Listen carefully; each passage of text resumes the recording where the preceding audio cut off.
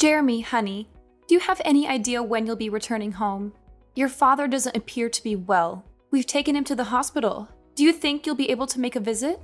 Oh, is it finally the moment to bid farewell to the old man? It's time. I've been waiting for this for years. That's not good at all. Why would you say something like that? This isn't the time for jokes. Dear, we need you here. Can you come? I'm not sure. I'm quite busy. Maybe if I feel like it. If you feel like it? What are you saying? Your father might be in critical condition. It could be life-threatening. I said I'm busy. You can be so persistent sometimes.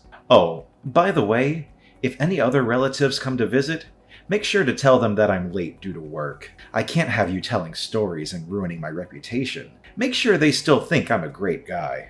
All right, I will. But honey, I'm certain your dad would be delighted to see you.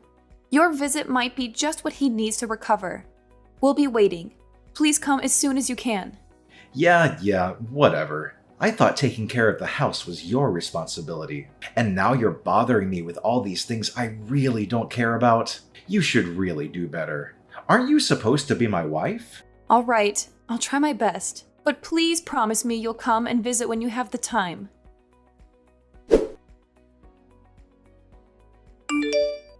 Are you at home? Yes, I am. Is something the matter? I thought you had taken the day off from work. It's clear you've been extremely busy with your job lately. You left in the middle of a funeral without even saying goodbye. I should probably let you know that I've quit my job. What? Why would you do such a thing? Haven't you heard? Dad left behind a substantial fortune. I didn't know about it until now, so there's no chance you knew. There's almost $5 million in his bank account. Really? But I still don't understand why you would quit your job just like that. It doesn't make sense. Can't you see it? A poor girl like you won't ever understand. You can be so ignorant sometimes. Jeremy, I may not have inherited a fortune, but that doesn't mean I can't comprehend your decision. Money isn't the sole measure of happiness or success in life. You don't get it, Kayla. This is a game changer. With this money, I can finally live the life I've always dreamed of. No more long hours at the office, no more stress, and no more compromises. I can travel the world, start my own business, and truly enjoy the fruits of my labor. And Kayla, use your brain for once. Who needs to work when they have $5 million? I understand that having financial security can provide opportunities, but I worry that you're dismissing the value of hard work and personal fulfillment. Remember, our father worked tirelessly to build his wealth, and he also valued the importance of family and relationships. Money can bring temporary happiness, but it's the meaningful connections and personal growth that bring lasting fulfillment. You're so idealistic, Kayla. I've spent years struggling to make ends meet, constantly worrying about bills and debts. This fortune is my ticket to freedom and a life without limitations. I deserve to finally enjoy the luxuries I've always desired. I don't see where this is going. I just want you to consider the potential consequences of abandoning everything you've worked for. Success is more than just financial wealth. It's about finding purpose, making a positive impact, and maintaining healthy relationships. While money can open doors, it can't guarantee genuine happiness or fulfillment. Well, I do. I suppose I'm different from ignorant people like you who have nothing. You're pitiful. You just can't comprehend the mindset of a millionaire like me. That's why I detested living with you. Fortunately, we can finally put an end to it. Sorry, I'm not quite following. What do you mean by put an end to it? You can leave now. Get out of the house. Leave the house? Does that mean... Wow, you can actually understand something. Yes, it means I'm kicking you out. I don't need you anymore. I'm about to be able to get whatever I want with this money. I have no need for you. Wait, are you serious about kicking me out? Yes. Can't you read? It's practically guaranteed that I'll inherit Dad's fortune. I'm the eldest in the family, and I took care of him in his final years. That leaves a good impression when it comes to dividing his assets. But you didn't take care of him. I was the one who took care of your dad all these years. So what? You're not his actual family, just my wife. If you took care of my dad, then good. It means I trained you well. It also means my brother will have fewer chances of getting anything. I doubt he'd be getting anything. So from now on, I'll live a happy life with Dad's $5 million. But what you're basically telling me is that as soon as you thought that you were going to inherit the $5 million, you decided to kick me out. Is that correct?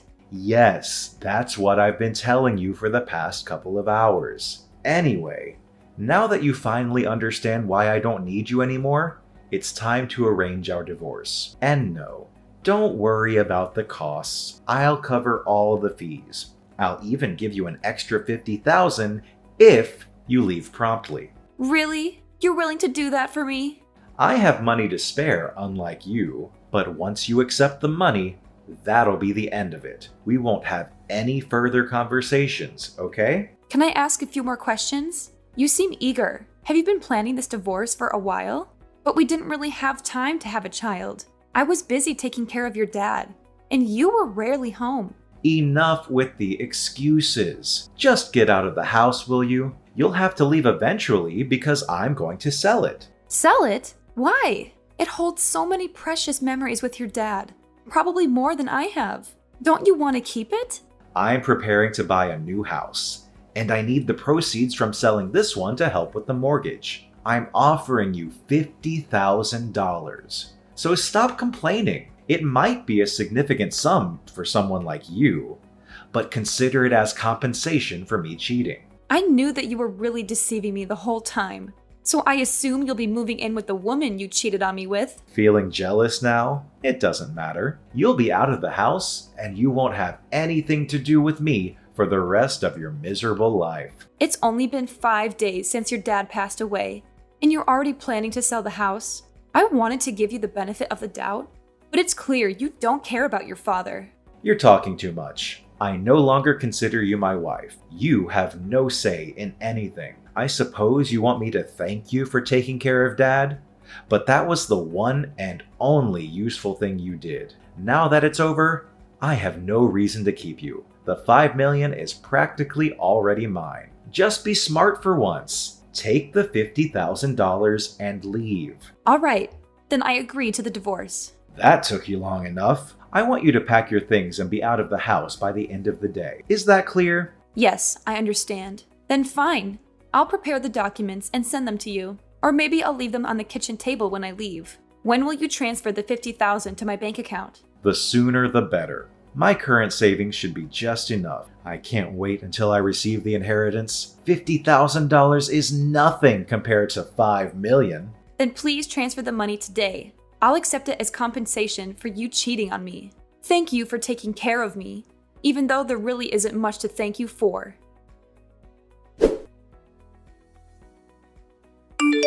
What on earth is happening, Kayla? What? I thought we agreed to not contact each other after the divorce. I still haven't received my inheritance. Have you heard anything from the attorneys? You better not hide anything from me. So that's the reason you reached out to me? I don't think you'll be getting anything, Jeremy. What does that mean exactly? I don't think you'll receive a single penny. I don't understand. Where is my $5 million? I've been waiting for it. Frankly, I can't fathom how you believed you were entitled to anything. I'm the eldest in the family now that Dad is gone. I should be the one inheriting his entire fortune. Dad left a will. Did you know? Obviously not. Otherwise, I wouldn't be asking you what's going on. After the funeral, a court-appointed executor paid his respects.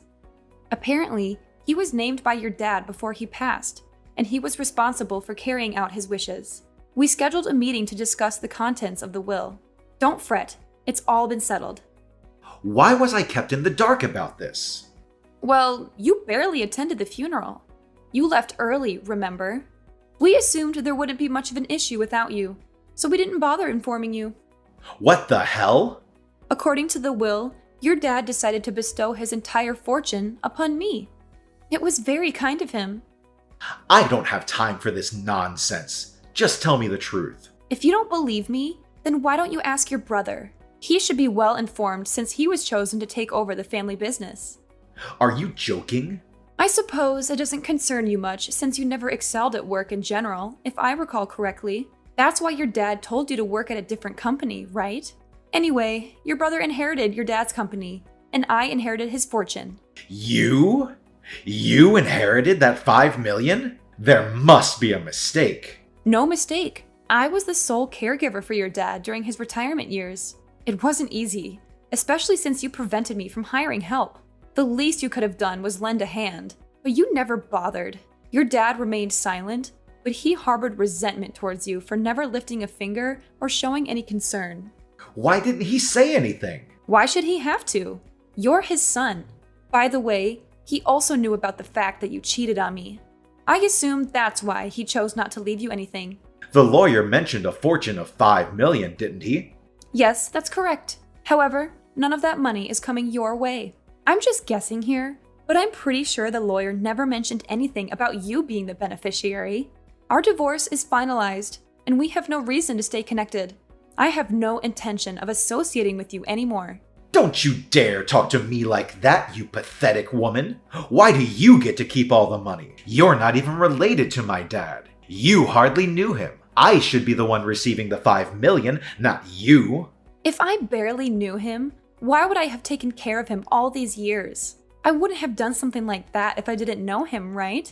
The reality is, I knew him much better than you did, especially in his final years. It's time for you to face the facts. You're a horrible person, and this is the consequence of your actions. Fine.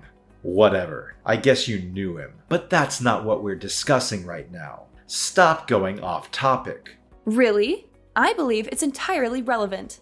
You're the one who started the conversation about what happened to the money, right? I'm just trying to be considerate and explain how your father, out of his kindness, decided to leave me his fortune. And I'm explaining why you won't receive a share from such a kind-hearted man.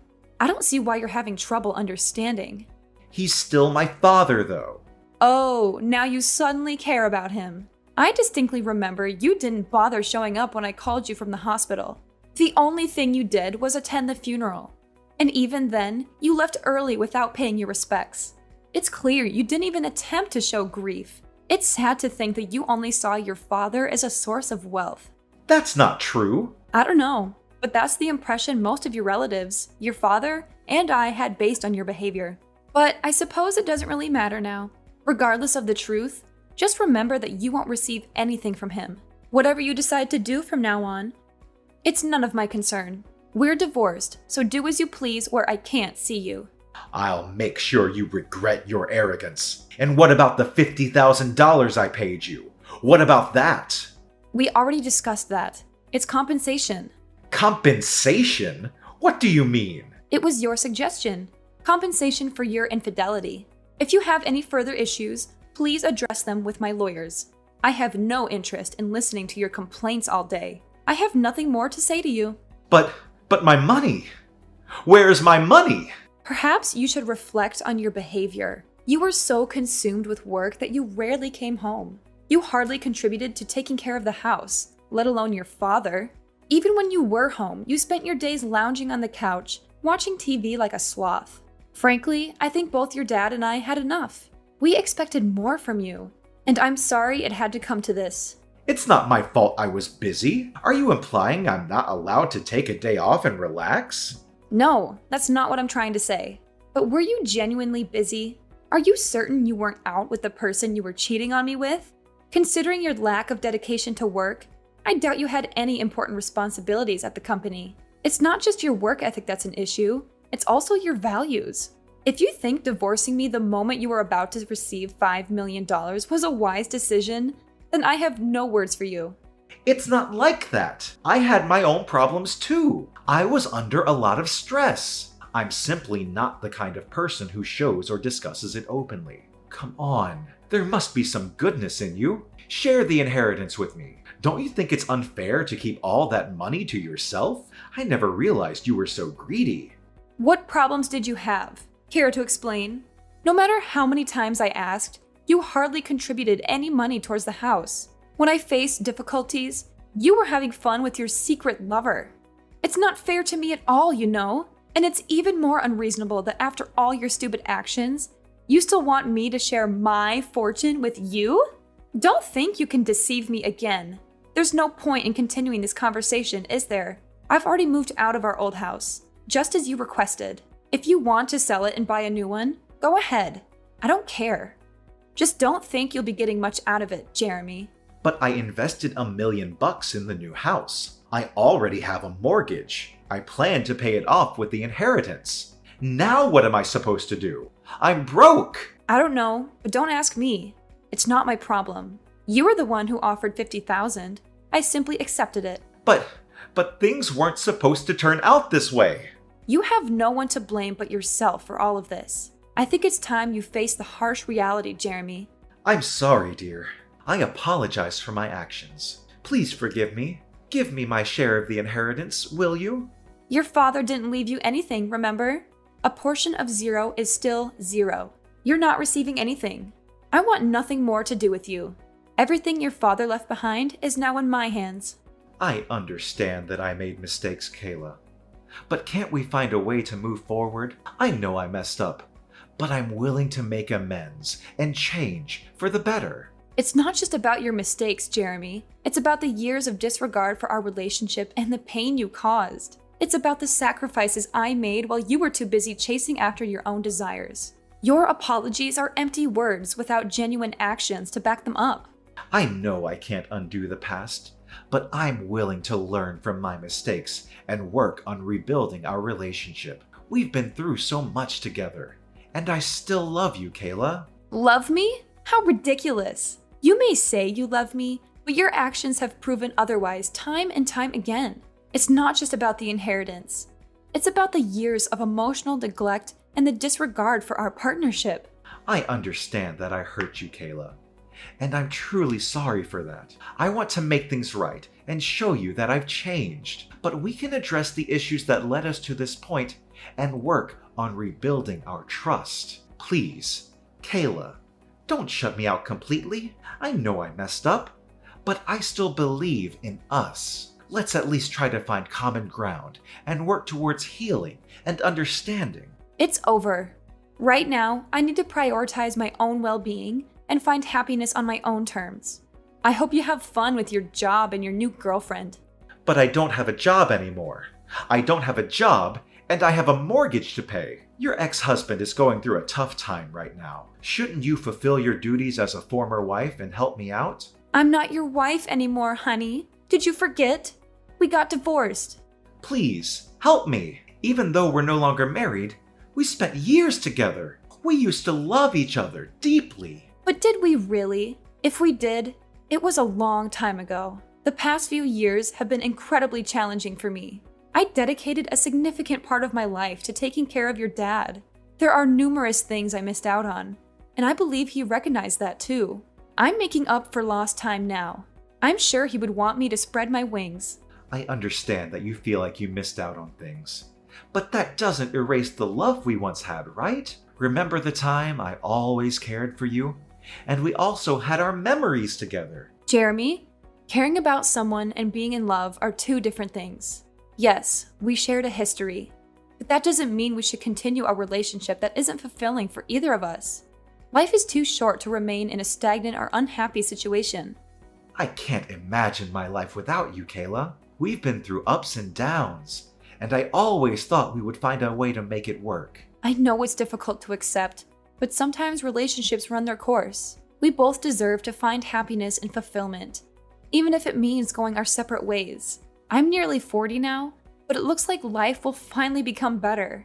I've spent years putting others before myself, and now it's time for me to prioritize my own well-being and personal growth. I'm sorry to say that I can't say the same for you, Jeremy. Don't give up on us so easily, Kayla. We can work through this. Could we please find a way to reconnect? No! Can't you just stop irritating me? Listen here. It's important to acknowledge that people change and evolve.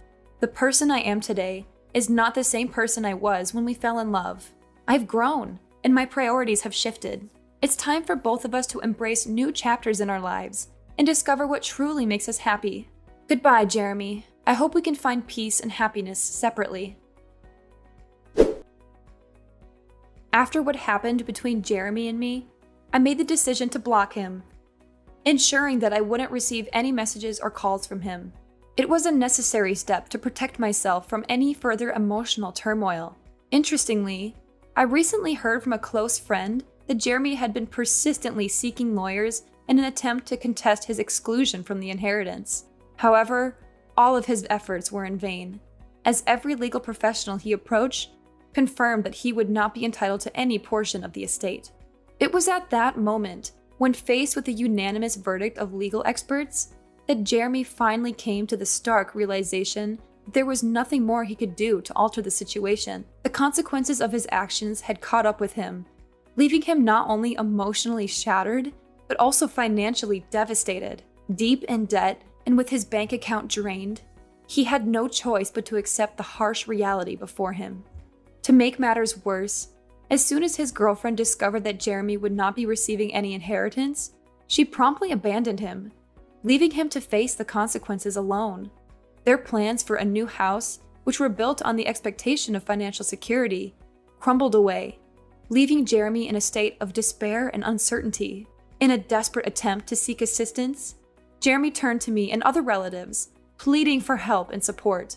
However, his pleas fell on deaf ears as all of us, having witnessed the pain he had caused and the consequences of his actions, refused to extend a helping hand. With no alternative left, Jeremy found himself in the position of having to find a new job. Unfortunately, his search proved to be a challenging one, as he struggled to secure a full-time or even a decent part-time position. Eventually, he was left with no choice but to accept a job at a factory located in another state, where the working conditions were nothing short of abysmal. Day and night, he toiled tirelessly, with minimal rest, simply to make ends meet. On the contrary, I used the property inherited from my dad to establish a thriving business. With hard work, determination, and a stroke of good fortune, my venture flourished over the years. And as fate would have it, I crossed paths with a kind-hearted gentleman whom I eventually married. Moreover, I also spent an amount of money on charity and volunteering. These voluntary activities really helped me to find peace in my heart, so that I can begin a new chapter of my happy life. In essence, my goal in life is to find true happiness and make the most of the opportunities that come my way. While Jeremy's actions and choices led him down a difficult path, I choose to forge ahead, learning and growing from my experiences, and honoring the blessings that have come my way.